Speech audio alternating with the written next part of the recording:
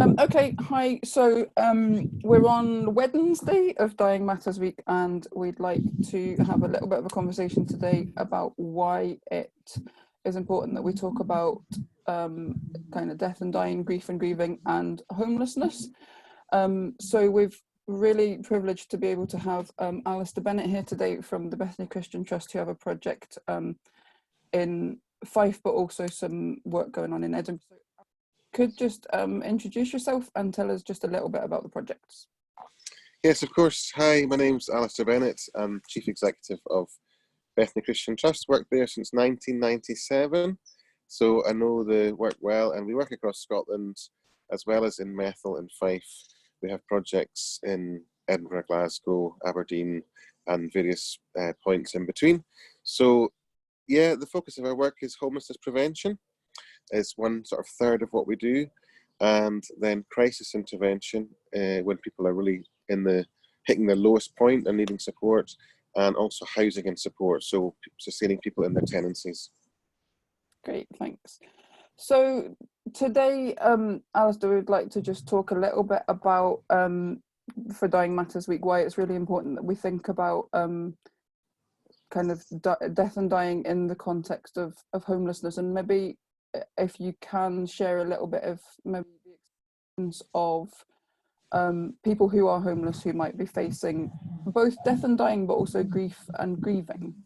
Yeah, absolutely. It's very much familiar territory for me. I have, having worked since 97, in supporting people in recovery from addictions, in recovery in terms of personal trauma and personal grief, recovery in relation to getting back on their feet. Part of that landscape is that there are a lot of pre-existent challenges to each person who's suffered homelessness, who's suffered childhood trauma, who's suffered some kind of scarring, if you like, on their life from an early age. And so grief is a big part of what it is to be homeless, actually. Loss of, it could be a significant other, it could be loss of a child, it could be loss of a parent, loss of a partner.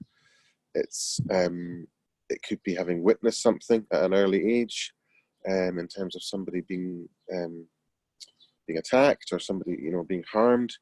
And also within homelessness, there is regrettably the average age of somebody who's been rough sleeping or is homeless is very low. So yeah, I've lost people who were very close to me through the work that I've been involved in, particularly when I was working in the recovery centre, people that you had worked with for many years, and some of the damage that was done in previous years before the recovery, so to speak, has caught up with them, and they've passed away at relatively young age. I think also the other element that is really very, very challenging is for families of people who they've provided a loving, supportive environment. They've been the ideal parent and provided care and all the rest of it, but something has gone wrong for their son or their daughter, or for a husband or wife, a brother or a sister, and they've ended up caught in some kind of lifestyle or some sort of system barrier that has meant that they've slipped through the cracks and they're not coping, and then in that respect there could be lifestyle risks, and it does result in death. And it's just very, very challenging for the family. Spoken to parents, sisters, brothers, wives and husbands over the years who just have really difficult questions like, why did this happen? Was it something we did? Was it something somebody else didn't do, or we didn't do? And all those questions that come with grief are very, very difficult. The thing that we see probably most often is a false guilt that comes first with the grief. So very immediately it's like, oh, what if I'd done this or what if I'd done that, which we've seen very common to grief. And also, I know you've been talking with others about unexpected passing, unexpected death, and regrettably, that's something that would be quite common in homelessness, rather than, it's not like you get much, it's not like an illness that's creeping up, but some of the risks are very, very high, so it can be quite sudden.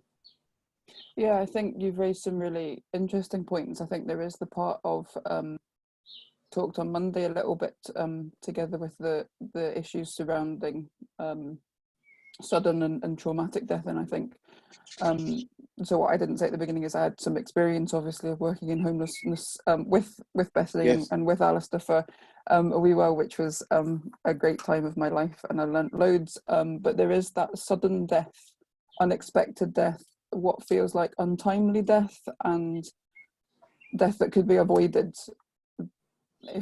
if something, like you say, had what happened in this person's life that led them to this stage. And I think that is, does mean a lot of questions for the people that are left behind grieving, and why a lot of things. Why did this happen? Why did it happen now? Especially when I think people kind of get back in the road to recovery, it feels like there's a hope, and sometimes then things can happen, can't they? And we do lose people, and it's really hard to get our heads around. And I think as well, I was thinking about, there's something I think about a kind of something we would call disenfranchised grief. So people grieving for people, and then it's that guilt bit about, should I be grieving for this person because maybe our relationship had broken down? So my grief journey is complex because of the complexity of the relationship we had, and the things that come along with that. And it just does make it so much more difficult, doesn't it? And I think even within the kind of community of homelessness, then it's something that people have to face, the reality of the death of people that they're really close to, that they're maybe on the street with, or in a hostel with us, and that have formed really close bonds but maybe haven't known each other for a long time.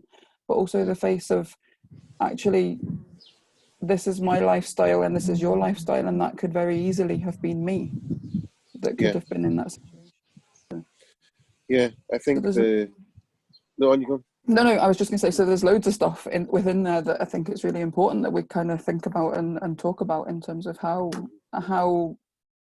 death interacts with homelessness.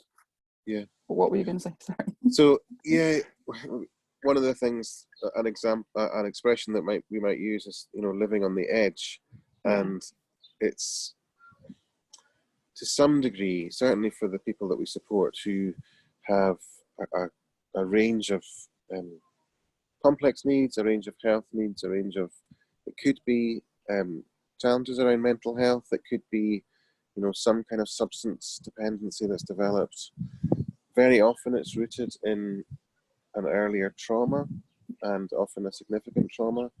The people that we're supporting, I suppose the fruit of all that, the negative fruit of all that, is that the lifestyle can be very much living on the edge, making risky lifestyle decisions every day, whether it's to inject drugs or whether it's to get involved in situations that aren't safe.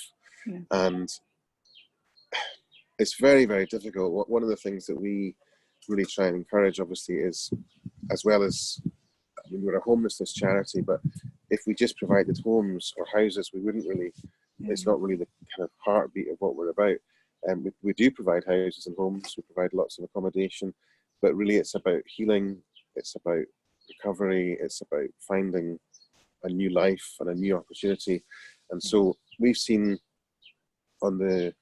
many people who have come through grief as well, and whether they may have lost somebody that's close to them in, a peer that's been on the street, because the bonds can be very strong, or whether it's a family member that they've lost.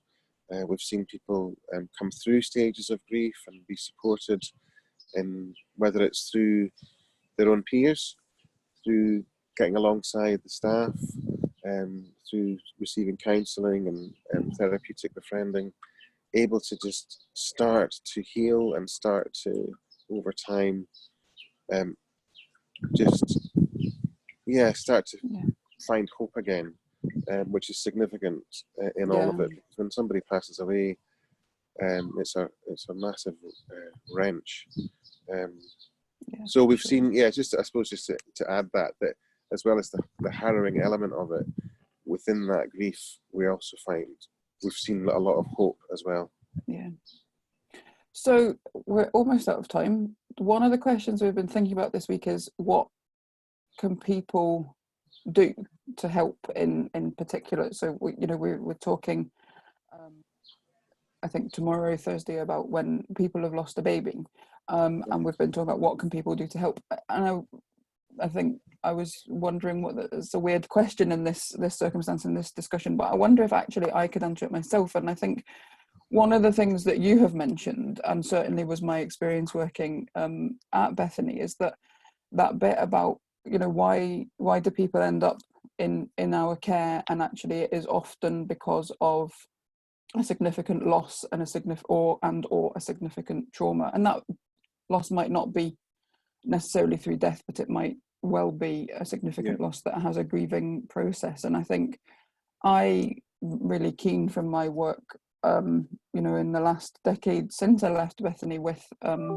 bereavement, that there's something to do with which mirrors kind of what Bethany are about that kind of early intervention. So the prevention, how do we prevent it? And actually I think that is, like, we need to have these conversations, we need to have them openly, and we need to have them now, so that people learn to live with and manage their grief and the trauma that they've experienced, rather than carry it with them and it become much more problematic way down the line. So I don't know whether you have anything to add to that, but I think that's how I would kind of answer that question. So prevention is critical. It's something that we really focus on alongside we've got three streams, if you like: prevention, housing and support, and crisis intervention. They're all really key. The work in Fife is in Leavenmouth area. We've got a housing support team that's supporting vulnerable families and individuals in the community with a pop-in, a drop-in locally. So there's a great team there that we're very love to work with them, and they partner well with lots of other, if there's anyone aware of like community work or agencies that want to connect up with that work, then the contact details are on Bethany's website. Oh, that's great. Thanks so much. Great. Thank you so much for joining us, Alasdair. And I'll see you. Bye. If you want to say bye to everybody. Okay. Thank you so much. Take care.